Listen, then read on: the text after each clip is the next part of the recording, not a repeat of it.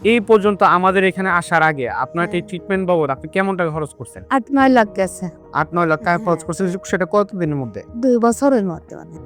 ওষুধ খেয়ে অসুস্থ হয়ে গেছিলাম। এই ওষুধ খেয়ে আমি সুস্থ হয়েছি। এই ওষুধ খেয়ে সুস্থ হয়েছে। কেমন সুস্থ আছেন আগের তুলনায়? এখন সম্পূর্ণ ভালো। আসসালামু আলাইকুম সম্মানিত দেশবাসী, আমি ডাক্তার এটিএম রেজাউল করিম। আমি ক্যান্সার চিকিৎসক হিসাবে কর্মরত আছি। বর্তমানে ক্যান্সার গবেষক অধ্যক্ষ ডাক্তার এস.এম. সরোয়ার স্যারের সহযোদ্ধা হিসেবে কাজ করতেছি গণস্বাস্থ্য হোমিওতে। আপনারা জানেন আমরা ক্যান্সার, থ্যালাসেমিয়া, এইডস, কিডনি সহ সকল প্রকার জটিল ও কঠিন রোগের চিকিৎসা করে থাকি।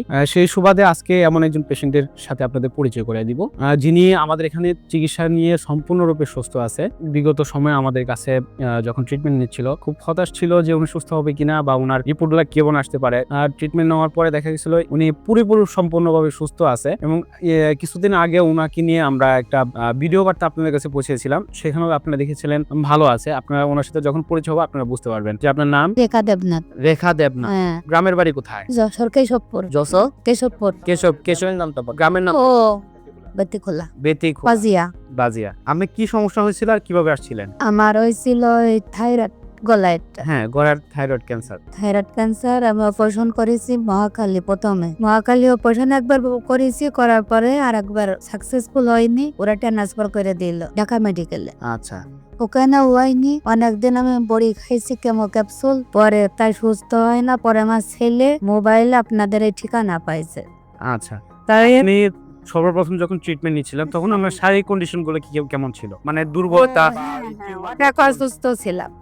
ওষুধ খেয়ে অসুস্থ হয়ে গেছিলাম। এই ওষুধ খেয়ে আমি সুস্থ হয়েছি। এই ওষুধ খেয়ে সুস্থ হয়েছে। এই পর্যন্ত আমাদের এখানে আসার আগে আপনার এই ট্রিটমেন্ট বাবদ আপনি কেমন টাকা খরচ করছেন? 8-9 লাখ গেছে।